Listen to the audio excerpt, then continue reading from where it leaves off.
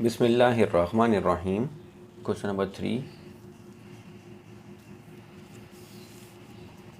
यहाँ पे हमारे पास क्वेश्चन नंबर 3 में टर्म गिवन है ax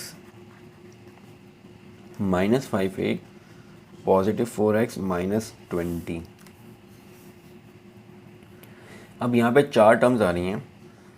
इन दोनों टर्म में से हम अलग कॉमन ले लेते हैं, इन दोनों टर्म में से अलग कॉमन लेते हैं।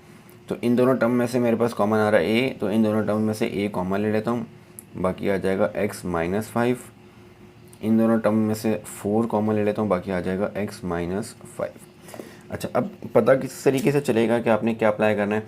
पहले तो हमारे पास इससे जो पिछला क्वेश्चन था वहाँ पे सिंपली कॉमन आ रहा था और कोई आइडेंटिटी अप्लाई नहीं हो रही थी।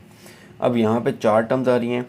एक तो कोई भी 2 टर्म आपस में सिंप्लीफाई नहीं हो सकती, कॉफिशेंट सेम नहीं है। इन दोनों टर्म्स के कॉफिशेंट सेम नहीं है। ये x वाली टर्म है, एक कांस्टेंट वाली टर्म है, एक कांस्टेंट होता है। ये x इसके साथ सॉल्व नहीं हो सकता क्योंकि ये कांस्टेंट यहाँ पे a गिवन है, a माइनस 20। तो हम क्या करते हैं, यहाँ पे इन दोनों टर्म में से जब भी 4 टर्म्स हों तो आप उनमें से दो टर्म में से कॉमन ले लें। जब दो टर्म में से कॉमन लेंगे तो हमेशा ये आपने कॉमन इस तरीके से लेना है कि ये 2 ब्रैकेट दोनों टर्म्स के सेम आने चाहिए। जब दोनों टर्म्स के ये ब्रैकेट सेम आएंगे तो फिर आपको दोबारा इन दोनों टर्म में से ये ब्रैकेट सेम कॉमन ले लेना है। तो ये दोनों ब्रैकेट मैंने चेक किया, इसमें से अगर मैं a कॉमन लेता हूँ तो x माइनस 5 बचेगा। यहाँ से अगर मैं 4 कॉमन लूँ तो यहाँ भी x माइनस 5 बच जाएगा। तो जब दोनों तरफ x माइनस 5 बच जाएगा दोनों टर्म में, तो ये x माइनस 5 मैंने कॉमन ले लिया, बाकी आ जाएगा a प्लस 4। सिमिलरली यहाँ भी यही काम हमें करना है। 4 टर्म्स गिवन है, ax plus bx, ay plus by। इन दोनों टर्म्स में से x कॉमन आ रहा है, बाकी आ जाएगा a प्लस b। और इन दोनों टर्म्स में से y कॉमन आ रहा है, बाकी आ जाएगा a प्लस b। इन दोनों टर्म्स में से a प्लस b कॉमन ले लेता हूँ, बाकी आ जाएगा x plus y। Now part C. अब पार्ट सी में इन दोनों टर्म्स में से अगर मैं x कॉमन लूँ तो 1 प्लस y बचेगा, और इन दोनों टर्म्स में से अगर 2y कॉमन ले लूँ तो यहाँ पे भी 1 प्लस y बचेगा।